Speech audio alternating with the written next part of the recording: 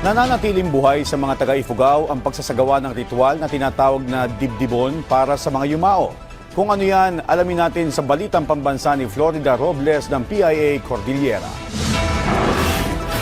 Iba't ibang uri ng baki o ritual ang isinasagawa bilang pagpaparangal at pagrespeto sa mga yumao sa Ifugao.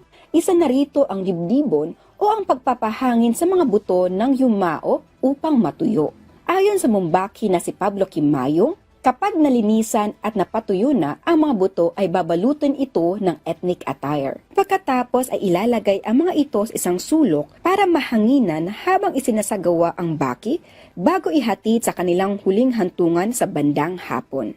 Nagkakatay din ang pamilya ng isang baboy para sa ritual at pagsasaluhan. Paliwanag ni Kimayong, ginagawa ito upang matahimik ang mga yumao at hindi sila magparamdam sa kanilang mga kaanak. Iniuugnay din ito sa mga sakit na kumakapit sa kasapi ng pamilya na hindi magamot sa mga ospital.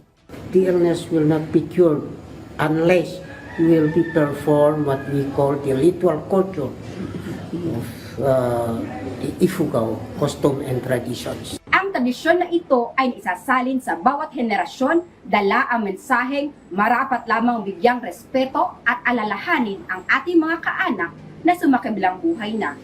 Sinisikap naman ng mga kinauukulan na panatilihin ang mga kulturang ito na naaayon sa nagbabagong panahon. We do not really preserve, but we integrate, we inculturate. Our culture is being integrated in our faith kasi ang damit talaga nga bearing ng the good points of it.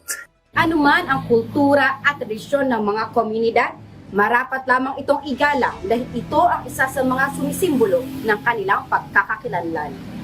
Mula sa PIA Cordillera, Florida Robles para sa Balitang Pambansa.